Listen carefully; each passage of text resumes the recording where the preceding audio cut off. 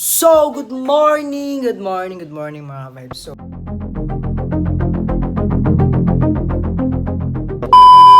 ito yung first day namin na mamamasyal dito sa Viet. Tatapos lang namin nag-prepare tsaka naligo. Then, mamamasyal na kami, lalabas na kami. And yun, mabangan nyo mamaya lahat ng mga pupuntahan namin dahil katatapos ko lang din kasi mag-transfer ng mga files sa laptop. Lahat-lahat kasi napuno eh. Punong-puno. Kailangan talaga dapat almost 1,000 gig yung phone. Ganda naman ang lightings dito. Ay!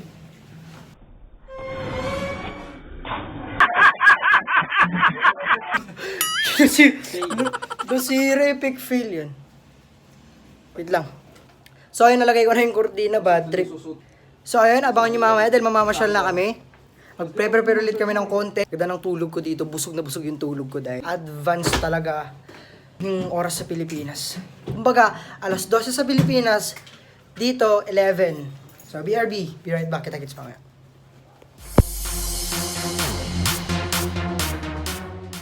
So, yun! Ito na kami. Ayan. Hindi masyadong dito sa bit. So, sa vlog ko na to, sa part 2 na vlog ko na to, mas i-focus natin yung pasyalan. Medyo yung short vlog ko na lang to. Hindi naman yung short vlog, pero mga siguro abot sa mga nasa 15 minutes tong vlog na to. Nakakaano lang kasi, pag pumunta ka pala sa ibang bansa, tulad nito, Vietnam, meron yung mga ibang apps na hindi na gumagana kasi nalolocate yung location na kung saan sa Pilipinas lang pwedeng gamitin yung apps na yun. So, ito yung baba. Yun yung baba ng hotel na pinag-stayan namin. So, medyo bongga-bongga din tong hotel na pinag-stayan namin. So, in a while, hintay na lang din namin yung mga kasama namin na nag-make up pa. Mo naman ang mga babae. Mabuti ng mga ilang oras din bago makapag-make up.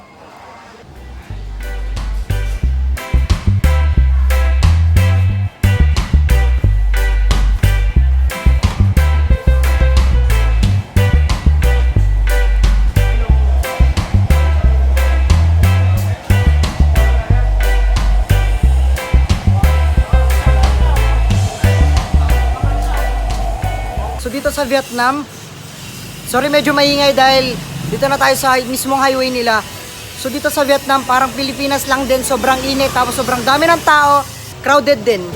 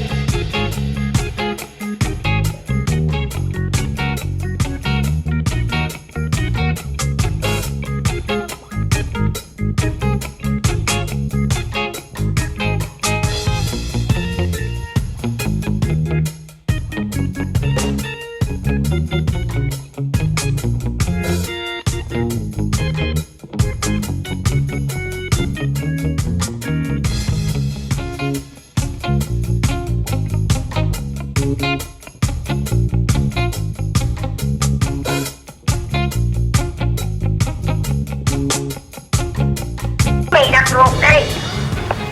Bánh mì nóng này. Woo! Ganda! So yun, nakita nyo yung isang street nila dito na kung saan nightlife, na kung saan pag nightlife dito ay maganda. Yung magandang puntahan dito, magandang pagchilan. Tulad ng malaking building na yan, Tiger. Kung sa Pilipinas, ang mga karaniwang iniinom natin, so tuwing nag-chill tayo, Red Horse, dito naman ay Tiger. Iniinom nila pag nag-chill tayo. Pag nag-chill pala sila, sorry. So what is this for? 300 peso. 300 pesos? Yeah, This one? 300 peso for one. What's this? Lighter? New. No, I'm not using cigarette. Dito naman, wala silang pake kung matasasagasahan ka. Hindi gaya sa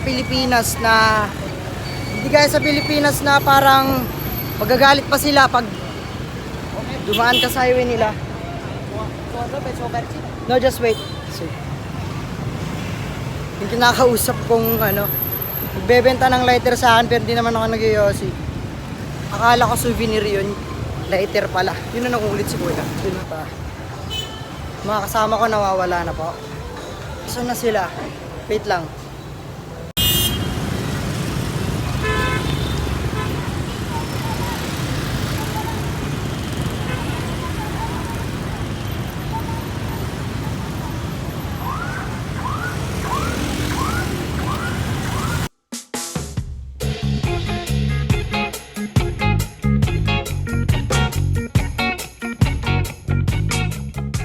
Sa kasawiang palad, hindi ako nakapagdala ng payong dahil sobrang init dito. My God, sobrang init. Doon pala sila tita. Woohoo!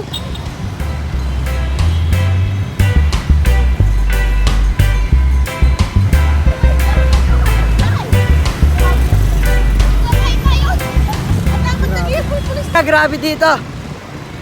Grabe talaga dito. Itim ka talaga lalo dito. Woohoo! Ayan.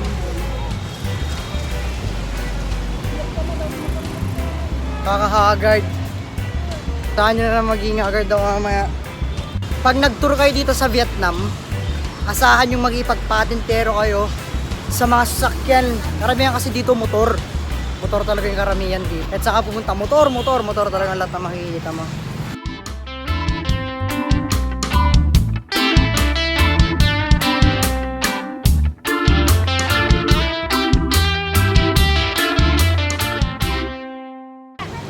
Pag andito ka sa Saigon, imbes na yung sasakasaan ng motor, yung mismong motor pa yung mag-i-stop para sa'yo. Di ka nila sasagasaan. Mag-stop pa sila para sa'yo. Mababait sila dito. Lahat ka sa gitna. Lahat talaga ka sa gitna dito. No, wag na. Damn! Ano yun, dear? Grabe. Ituro mo yung motor. Yung mga yan. Pag tumawid ka dyan, sila mismo yung iwas sa'yo. Kasi nga, mababait yung mga tao dito sa Vietnam at hindi parang sa Pilipinas. Kapag buntik ka ng masagasaan, trash talk dyan, away dyan, di ba?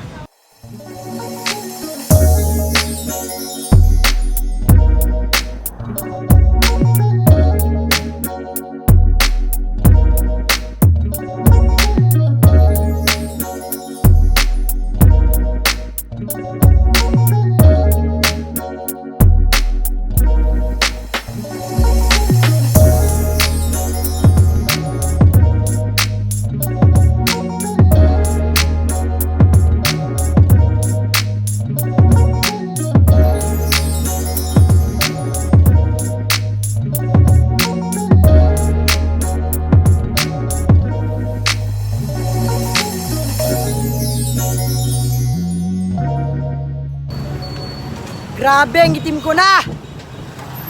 Woo! Yes!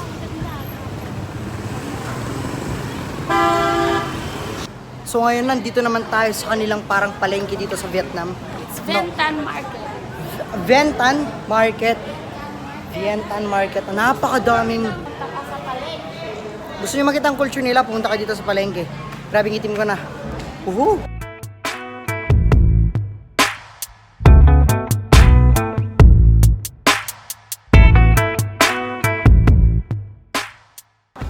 Parang Pilipinas din lang pala dito.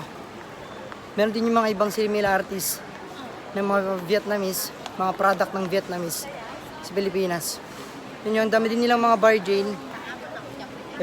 Dami din nilang mga bargain nandito. Na kapag bumili ka, hindi mo alam kung galing ba ng ibang bansa. Dahil halos magkakapares yung benta dito tsaka benta doon sa Pilipinas. Shades yung karamihan, no? Puros mga shades.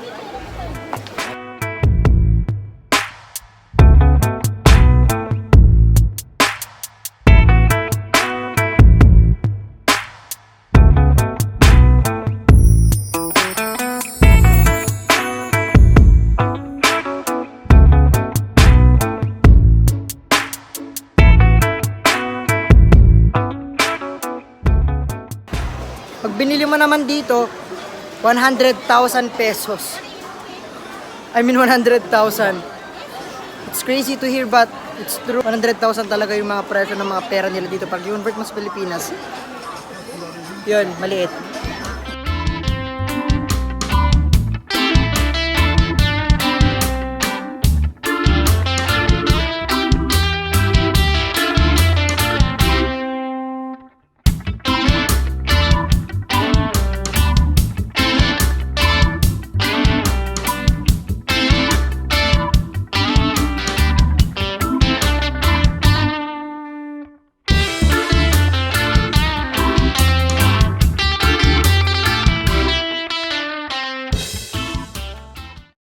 So ngayon at dahil medyo pagod na rin kami sa kalalakad, naghanap muna kami ng pwedeng pagkainan.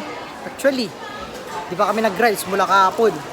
Baka noodles na naman kainin namin. So exciting kasi makakakain na naman kami ulit ng mga pagkain dito.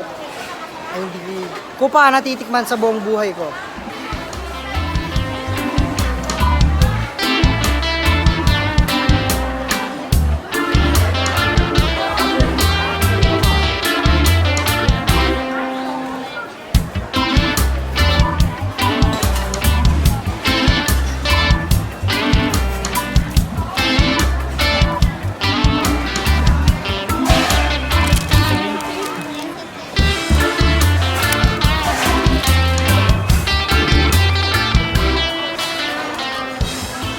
So yun, nakahanap na kami ng pagkakainan namin. So nandito na kami mismo.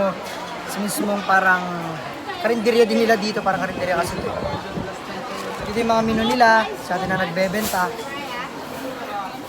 So mamimili muna kami ng pagkain namin. Tapos babalik ko kayo ulit mamaya.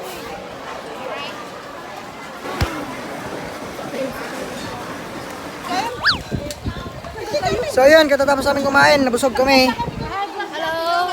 Hello. Ngayon bibili kami ng mga souvenirs. Na-high blood ako. Na-high blood ako. Nakaka-high blood kasi yung mga nagbebenta doon, mga kupal. Kung siguro naiintindihan sila ng mga Tagalog, ng mga Ilocano. Ko. Ewan ko na lang. Napakadaming mga pwedeng mabili dito. Pero kung pwedeng mabili mga kutsara, pansandok sa tinora, pansandok sa mga totoong mga namatay at parang display na dito. Ito anong tawag doon? Pwede pa-explain kasi Ano ba yun? yung mga yan, no? Dried ba yung mga yan? Oh, mga dried animals na namatay. Insects. Dried insects. Nilagay sa photo frame, sa frame. Yan si Tita, Google Translator namin dito. Totoo daw eh. O, totoo po yung mga yan. Ano na preserve. Karamihan dito yung mga Buddha na favorite ko. Yun ang totoo. Totoo, puro mga Buddha din.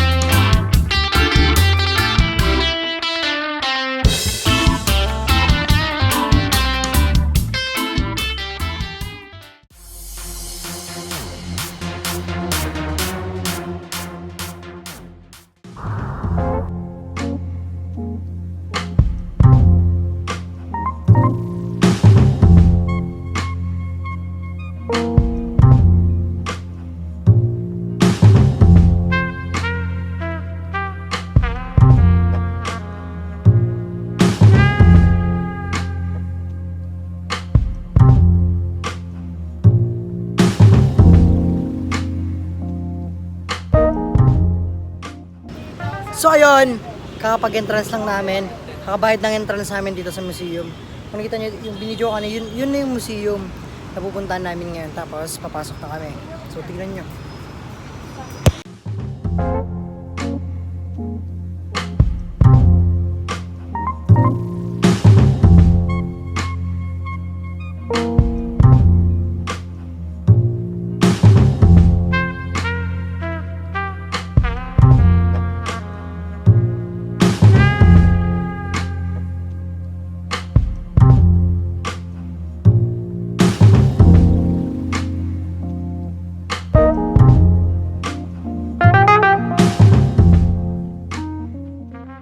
Dito na kami sa loob. So, see what they have here. Ang ganda, grabe. Wow! Parang pag pumunta ka dito is parang nasa vegan ka lang. Yes. Parang vegan style yung dito. Pero yung pagkakaiba dito, yung kwento dito sa loob ng museum na to is about the World War. Sa World War something. Dito din yung mga papakita ko sa inyo, tignan nyo. So sa mga nandito, dito banda, sa museum na to, sa place ng museum na to, nandito yung mga unang mga ninuno nila, tapos nandito din yung mga mapa na kung saan nila ginamit. Yung mga, tawag dito, ng World War. Tsaka meron din yung mga unang mga establishment na nandito, mga buildings na nandito din lahat. Tapos, ito pa, Land de Saigon. So, nandito din lahat ng mga pwedeng pasyalan. Yan, tsaka yung mga unang establishment.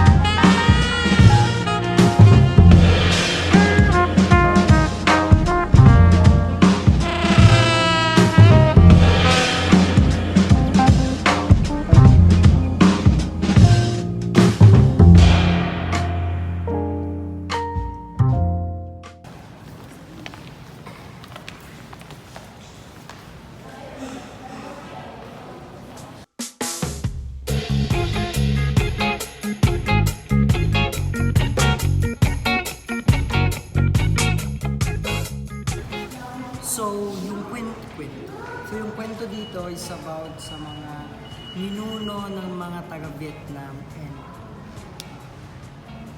yung nakita nyo kanina dun na banda, parang may naglalagari, may namumukpok.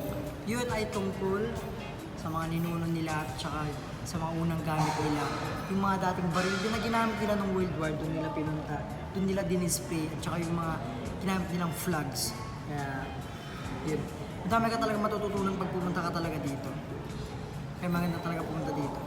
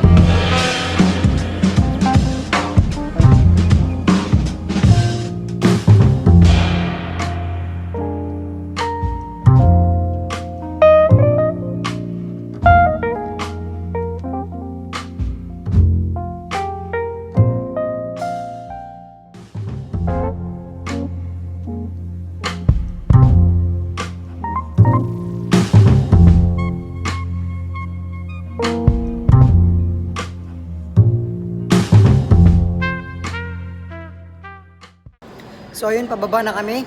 Naikot na namin yung buong museum. And pupunta ulit kami sa next destination namin. Mag-charge lang ulit ako.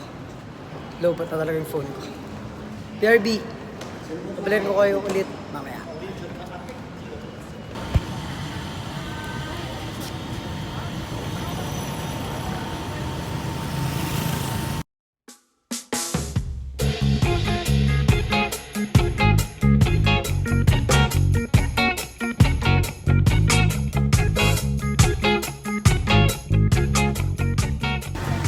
Ayun nga, sobrang agad ko na.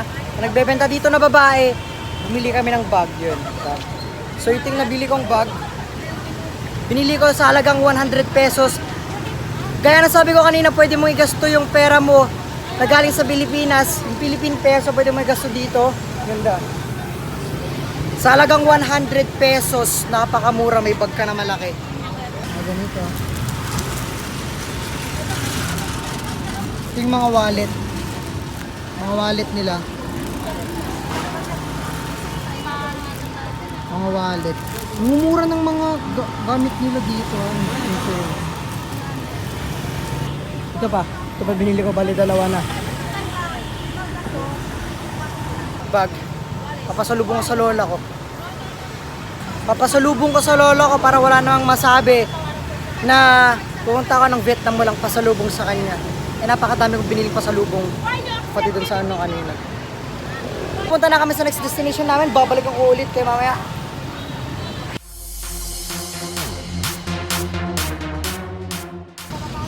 Papakita ko sa inyo yung isang church dito na isang pinakamalaking church dito na kung saan siya din yung gumawa ng Eiffel Tower. As in, ang laki nitong ano na to. Notre Dame Church. Tingnan natin.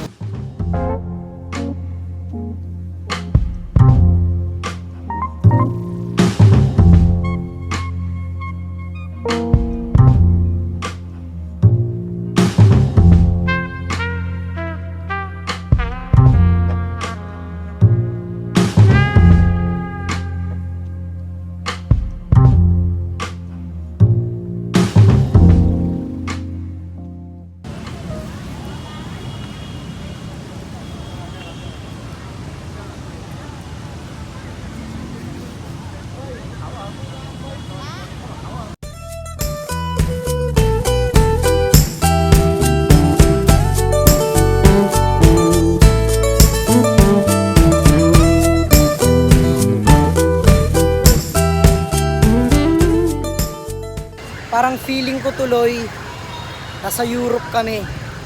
Kasi sa Europe karamihan mga ganyan. Pinapakain, tapos basta madami. Bilib talaga ako dito. Ang laki super. Grabe. First time ko lang makakita ng napakalaking simbahan sa buong buhay ko.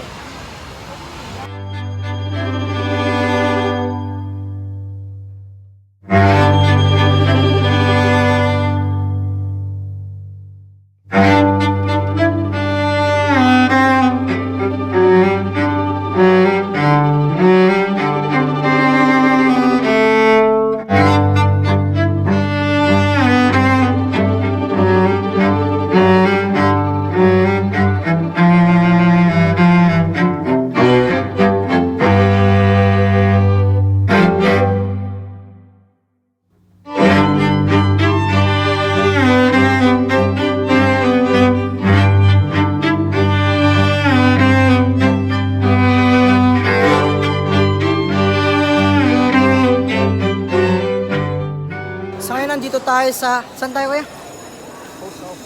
Post office na kung saan madami ka din mga mabibili. Yung mga pinakita ko sa inyo kanina, ng mga accessories, lahat-lahat, mga stuffed toys. Dapat din yung mabili. Madami talaga kasi magugusto talaga yung pera mo pag pumunta ka talaga dito. Kasi sulit na sulit. Ang solid pa nito. Grabe. Tignan nyo.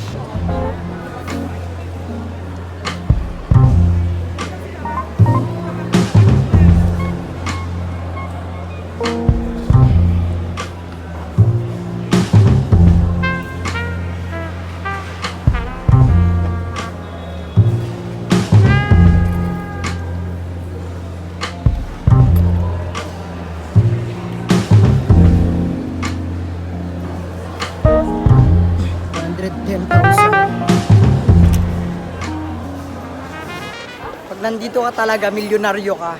Kasi kung magpapapalit ka na ng pera mula sa Pilipinas, kahit 1K lang yung pinalit mo doon, malaki na yung makukuha mo. May 50,000, may 100,000, may 200,000, may 1,000,000. Diba? Easy money pag nandito ka. Kaya karamihan dito mura yung iba. Kaya yung bag na binili ko kanina mura lang 100 pesos. Pag binili mo sa Pilipinas, buraot eh. Buting ka na.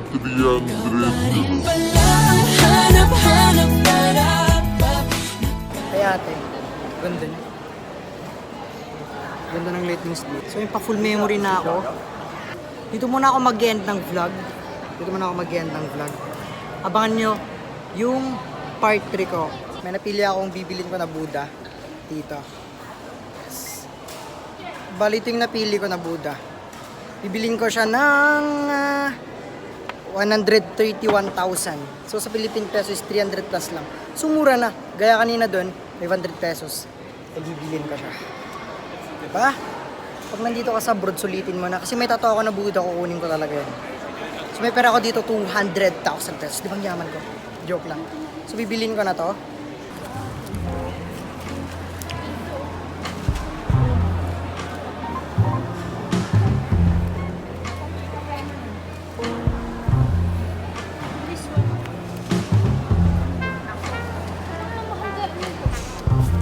So ito yung mga natila na dollars.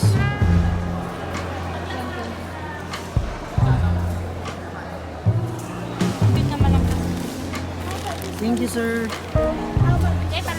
Thank you. Pili ko na yung Buddha. Yun nga. Mag-end muna ako ng aking vlog dito. Kita-kits na lang sa part 3 ko na vlog. Dito na sa Vietnam and doon na sa Cambodia sa susunod. And maraming salamat sa panonood dito and kita-kits ulit sa part 3. Bye for now, guys!